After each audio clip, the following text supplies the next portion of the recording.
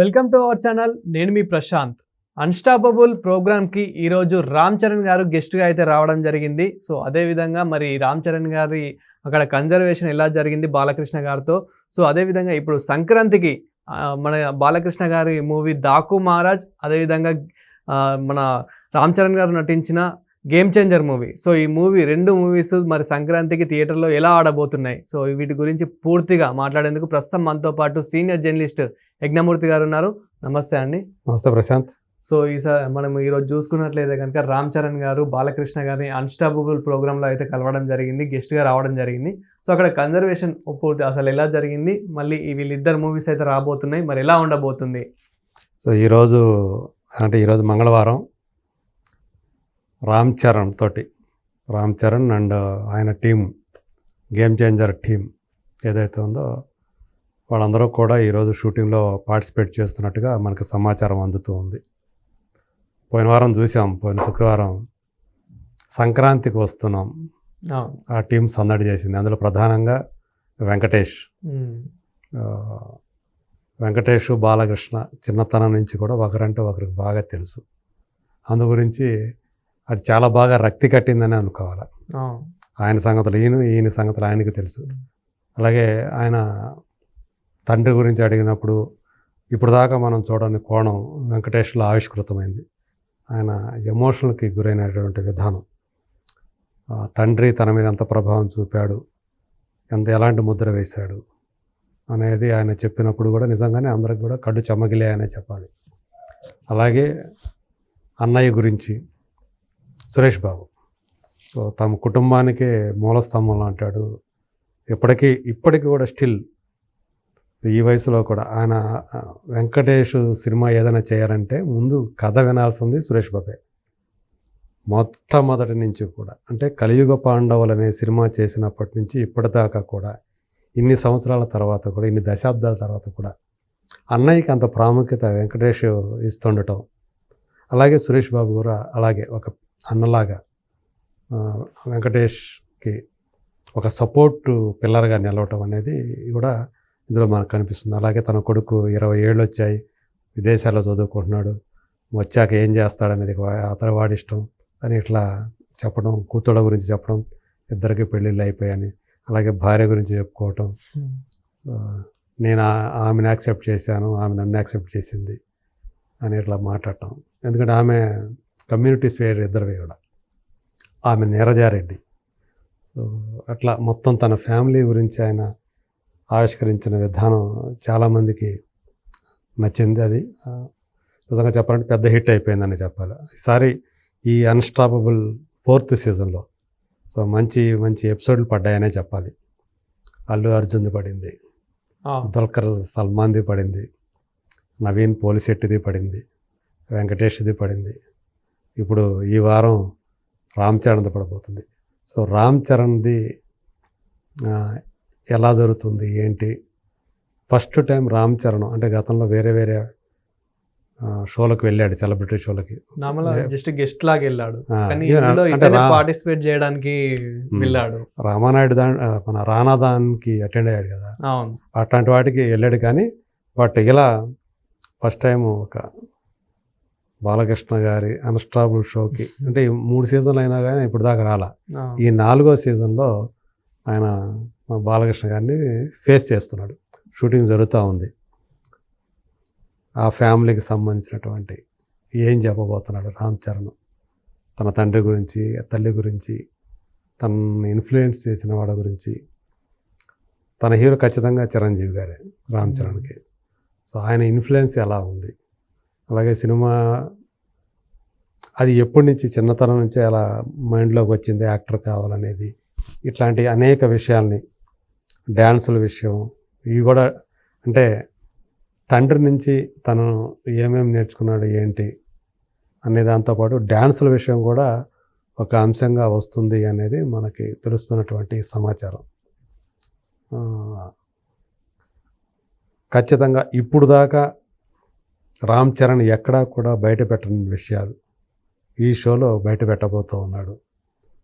మరి రీసెంట్గా జరుగుతున్నటువంటి ఇష్యూస్ ఏమైనా వస్తాయా ఏంటి అనేది మనకు తెలియదు. కానీ బట్ చాలా వరకు నేను ఏంటంటే ఇది వివాదాలకి తావివ్వకుండా చేస్తాడు అనుకుంటున్నాను. సో అతను రామ్ చరణ్లో ఉండేటువంటి ఒక జోవియల్ ఆ పర్సన్ కూడా ఈ షో బయట పెట్టనుందని చెప్పేసి తెలుస్తోంది. ఉపాసన ఇతనికి మధ్య ఉన్నటువంటి అనుబంధం, అలాగే క్లింకారా వచ్చిన తర్వాత జీవితం అనేది ఎలా మారింది ఏంటి ఇలాంటి విషయాలు, అలాగే రాజమౌళితో చేసినటువంటి మగధీర తర్వాత సో అప్పటి నుంచి అతని కెరీర్ ఎలా మారిపోయింది, RRR విషయాలు, ఈ అంశాలన్నీ కూడా ఈ షోలో మనకి తెలియజేయబోతున్నాడు రామ్ చరణ్ త్రూ బాలకృష్ణ అనేది మనకి తెలుస్తూ ఉంది.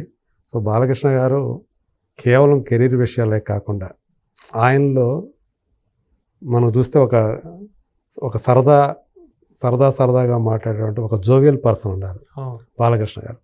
అవన్నీ కూడా ఎంత అంటే దుల్కర్ సల్మాన్ తోటి, నవీన్ పోలిశెట్టి వాళ్ళతో చేసినటువంటి ఎపిసోడ్స్ ఏవైతే ఉన్నాయో అవి హిలేరియస్గా పేలాయి.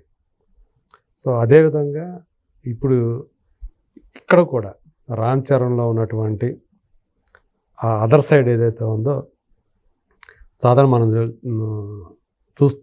అంటే రకరకాల మాధ్యమాల ద్వారా, వార్తల ద్వారా మనం తెలుసుకునేది ఏంటంటే రామ్ చరణ్ కాస్త ఇంట్రావర్ట్, అన్ని విషయాలు ఓపెన్గా బయట పెట్టేటువంటి కలుపుగోలుగా ఉండేటువంటి మనిషి కాదు, కొంచెం రిజర్వ్డ్గా ఉంటాడు అనేది మామూలుగా జనరల్గా ఉండేటువంటి ఒక ఒపీనియన్.